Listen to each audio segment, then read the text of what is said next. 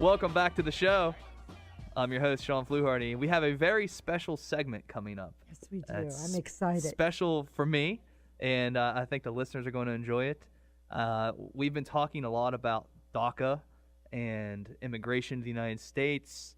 And, I learned about that growing up through my grandmother. And I believe she is on the air right now.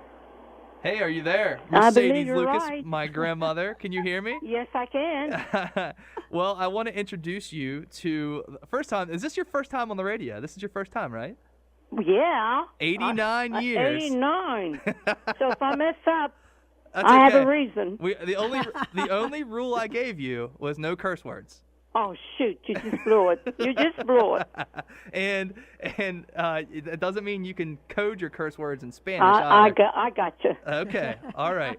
Well, I was telling the listeners out there that we're talking about in shows past about immigration, and your parents immigrated from Spain, right? Right. And where at in Spain? I think the name of the town was Aviles. Okay, and you were born here in Moundsville, right? Yes.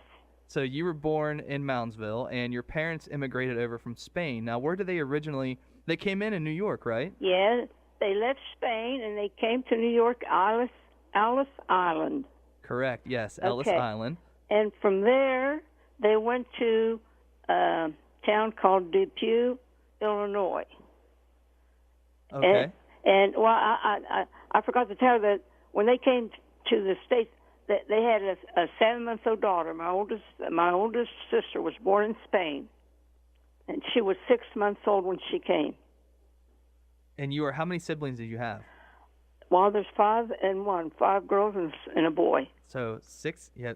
total. Yeah. And one came over from Spain directly. Yes, she was 6 months old. Okay. And then the other 5, including yourself, were born here in the United States, right? Yes.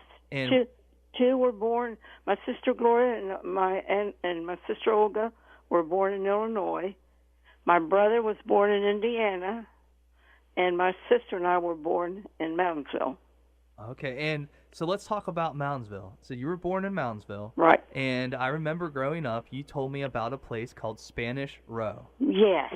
Well, tell us about Spanish Row. Well, Spanish Row, when they came over, there was a company house of Shawn, and they weren't where they are today. They were splattered all over, somewhere down by the river, okay? Uh-huh. And it was amazing. They started bringing the houses towards where they are now. Some Pretty Avenue, there's a Pretty Avenue, and a Lafayette Avenue. And total, there was, I think, 19 or 20. And that's where they all settled. No, everything was dirt roads. Uh-huh. And the reason they settled there, because there was a plant, and it was called the smelter. That's right. Okay? And that's where they all worked. And I don't know how long that plant was there. I don't have the year when it was gone, but I know it was there while we were in school. Okay? Okay. So I tried to look it up. It looks like that smelter plant was called United Zinc Smelting. Yeah, you're right. United Zinc Smelting, and it was in operation from 1918 to 1945. I'll be darned. I graduated in 46.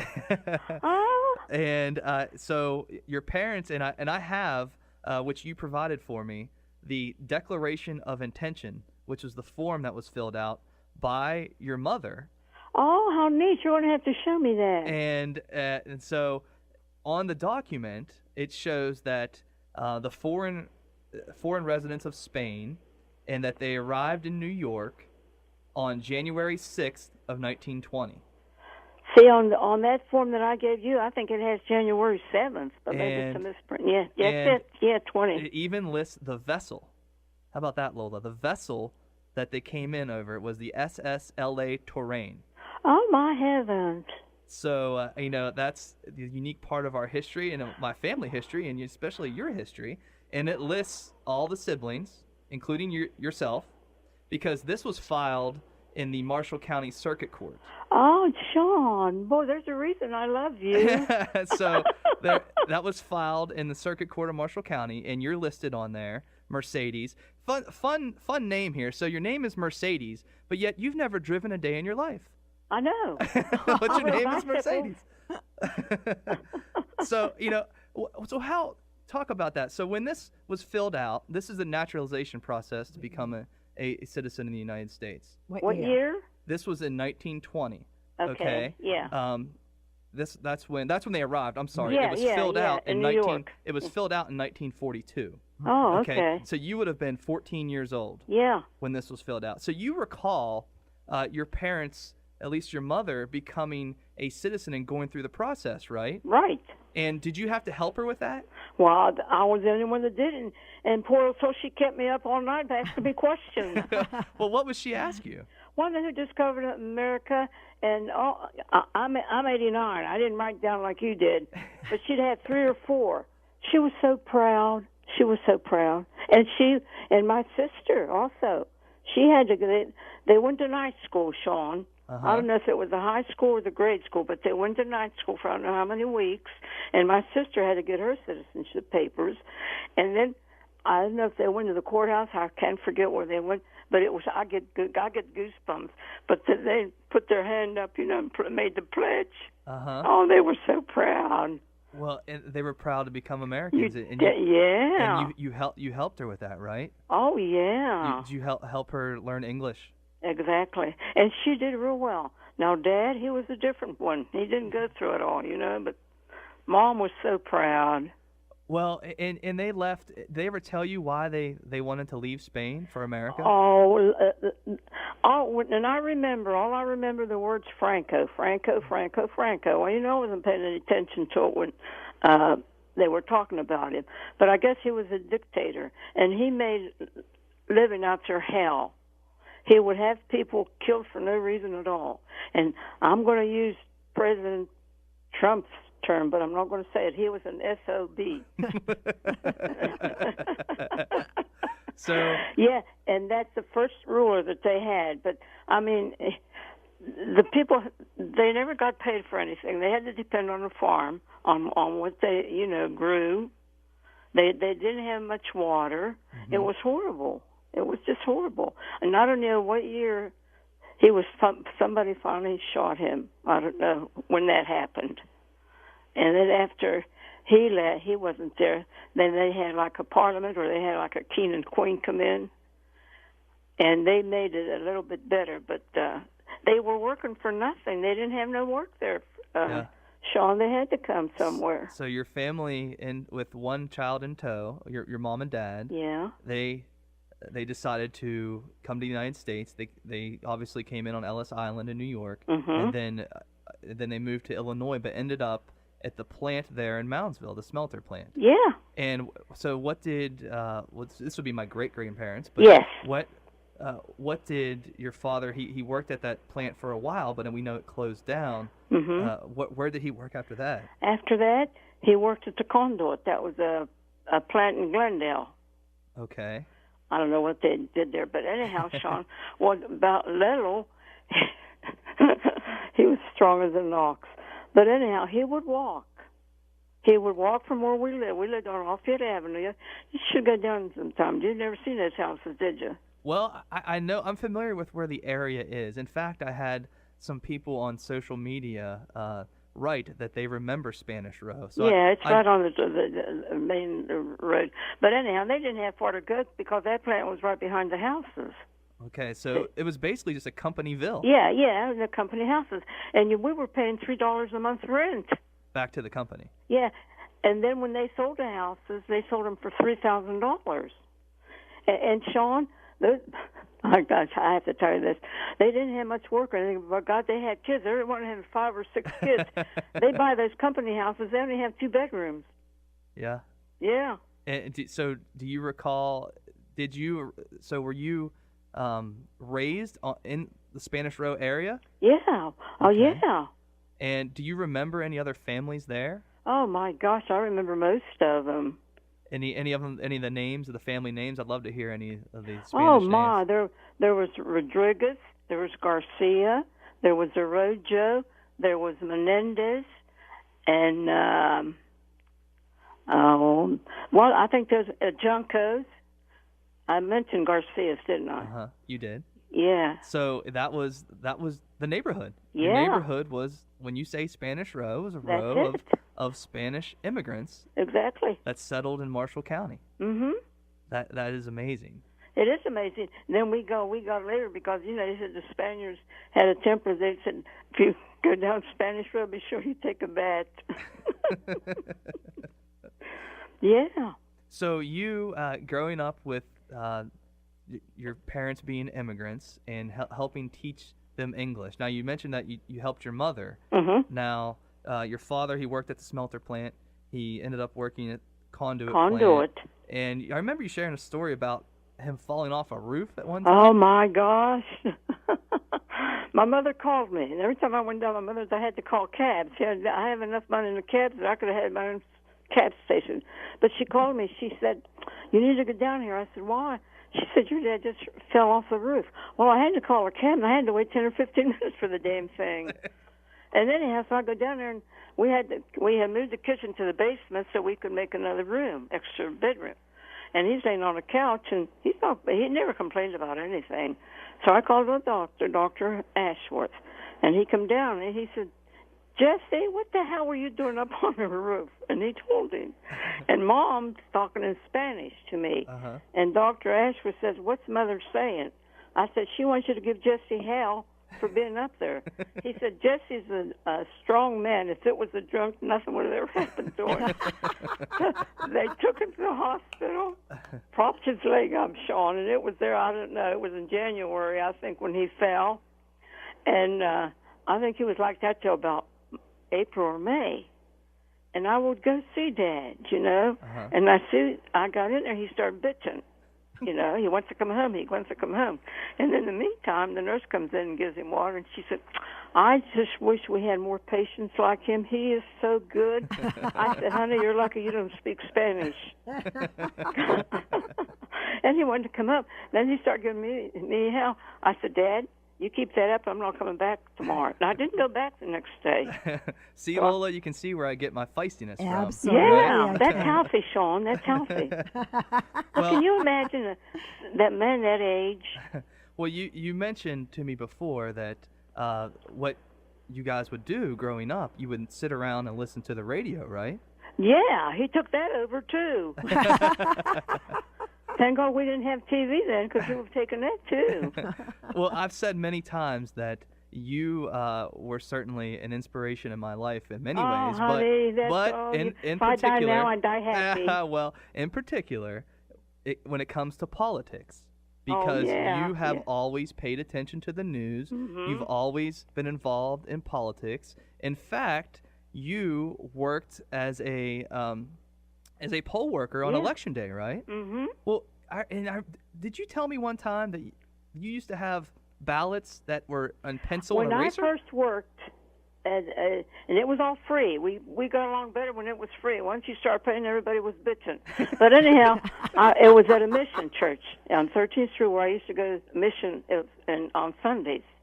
And do you know Barney Freeland? I do. Mr. Freeland, he was a principal mother. at Central Grade School. Yeah, that's right. And we had a pencil and an eraser. And we were there from the hours today.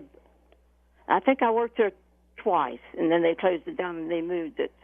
So when I mentioned the grade school, so you worked as a secretary at the grade school that I Well, attended. before I was a secretary, I was a dishwasher. I got promoted. promoted to secretary then. I worked in those days. They had lunch. Lunch. They started a lunch for the kids, and it was all volunteer work. Okay. Uh-huh. And your mom and your aunt and your uncle, they were all in school then. First, second, and third grade. So I volunteered. And one day the principal called me. It was Mr. McNinch, and he said, "Mrs. Lucas," it was 10 o'clock in the morning. He said, "Can you come to work?" He said, "Our volunteer didn't show up." I said, "Do I have time to change? I got a pair of red loud pants on, do I?" He said, "Come as you are." So anyhow, I worked for years and years, Shawn, and I was a dishwasher. Then they started paying us. Do you know, by the time they took taxes, you know what I was working for? What for? 5 cents a day. Oh, wow. And I enjoyed it, whether I got paid or not. Then from there, like I said, Mr. Suter was principal then, and he heard I was looking for work. And Shawn, I think I cried every night because I'd been out of school, I don't know, 20-some years. I only had 1 year typing. Then I had to do books, lunch money. Uh-huh. Oh, my God, but I made it. You did. I worked 21 years. 21 years? You worked at the grade school that I attended? Yeah. And I believe, did you retire? Was I a student by the time you retired? I think you retired right before. When did you retire? I retired when I was 60. Okay, and you're 89 now. So you retired before I attended the grade school. That's what I was wondering, if I was a student when you were still there. Hey, Shawn, I'm losing you. Let me pick this other phone up, okay? Okay, you pick up the other phone. Can you hear me? I can. Oh, good. Okay. Yeah, I wanted to work at 38. Okay. I'll tell you. Go ahead. So, back to the politics. Oh, yeah. Well, we don't want you getting too fired up, but who did you look up to as far as a political leader? Weren't you a big fan of JFK? Of who? John F. Kennedy. Are you kidding me? Are you kidding me? I see his picture every. You know what I liked about him? He was like one of us. He didn't put an act on, and then when he said that's not what you can do for your country, that's what that did it. That did it. So you've been a lifelong Democrat then? Oh my! And you know what, Shawn? Your great-grandfather was a strong Democrat. Oh, I'm telling you, he was so proud to be a Democrat, but he didn't go vote all the time. And he tried to tell my mom to vote. She said, "You're not a citizen. You can't tell me who to vote for." But Dad, and I got my common sense from my dad. My dad was at work. Oh, yeah.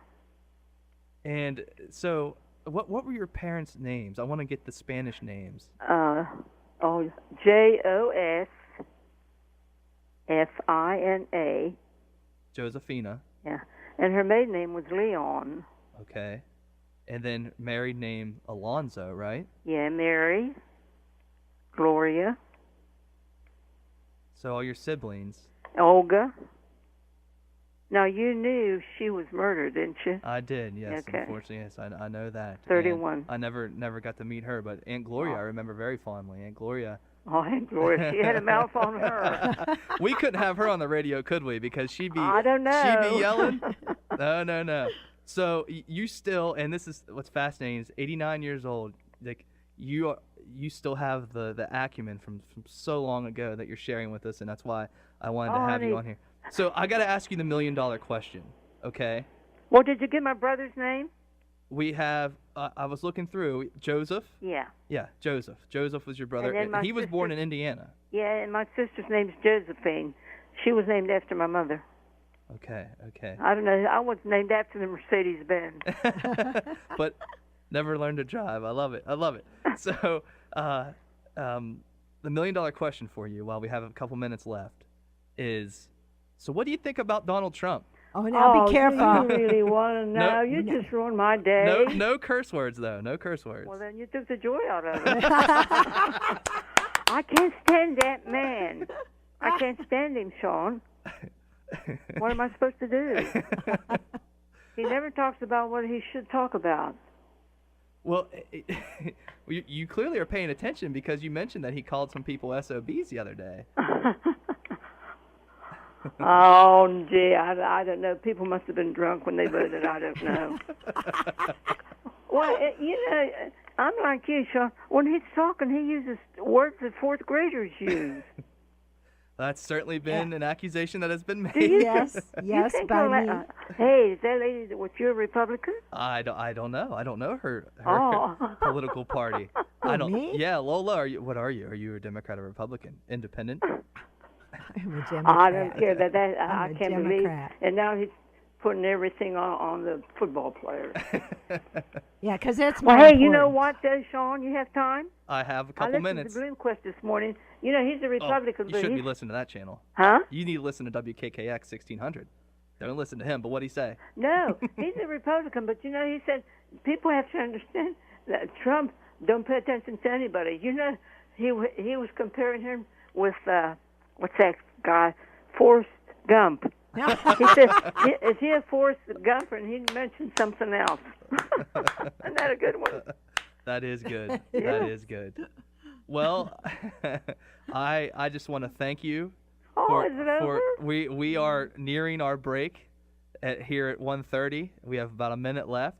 And I wanted to take the time to thank you, and we'll have you back on again. Absolutely. Oh, honey, thank you. I love you so much, and tell who's over there I said hello. This isn't a one-time deal. You're going to be a radio star. We're going to have you. You know, I find it fascinating that you grew up around the radio, that you experienced the radio. Oh, yeah. And I remember you saying that sometimes you would pick up actually Spanish oh, radio. yeah. That's what did it. My dad heard that one night, and then we just sat and listened to Spanish people. You'd sit and listen. In your childhood, you'd listen to the radio. Yeah. And now I finally was able to get you on Oh, at 89 boy, years I was a old. nervous wreck. I thought I aged.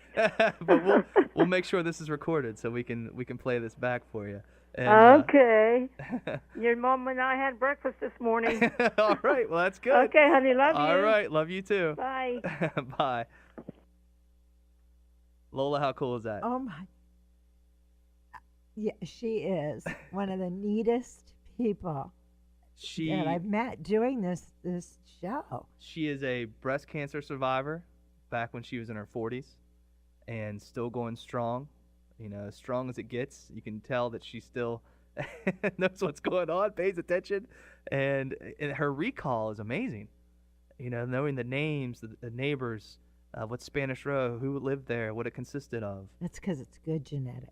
You know, good genetics. She has always been an inspiration. So she's really neat. I'd like to meet her face to face. And you know, her parents came over, and this document that I have, which is a declaration of intention, was filled out in 42. So they came over in 20. Yeah. We talk about, you know, immigration to the United States, and a lot of times, I think as time passes, we forget where we truly come from. And in the Ohio Valley, you know, we're the melting pot of West Virginia. Yeah. The Ohio Valley, the Northern Panhandle. You have certain segments of the Northern Panhandle where you had immigrant groups settle for, as my grandmother pointed out, the company. They lived in the company town. They paid rent to the company. These homes are virtually identical in their size and makeup. They were 2-bedroom homes, and obviously she grew up with 5 other siblings, so you had the husband, wife, and 6 children in a 2-bedroom house on Spanish Row in Moundsville, with the husband working at the local mill for a period of time before going on to the conduit factory. You know, that's West Virginia. That's where we come from. Where do all these people that are so against immigration think that their relatives came from? The coal mines were all worked by immigrants that came over here. You know, I mean, it's because you'll find pockets of, you know, Poles and Czechs and the Irish, you know, just all over the state, well, all over the country. Sure. Where do they think they came from? You know, just divine. I don't know. It just amazes me that people can be so anti-immigration. When we have these conversations about young people who are born in this country, like my grandmother was, but maybe all of her siblings not, and her parents certainly immigrated over. When we have the conversation, let's at least put it in perspective. Yep. You know, let's put things in perspective. Let's not forget where we come from. So we got to take a break now. We're back for another 30 minutes. 1600 WKKX, the Watchdog Network.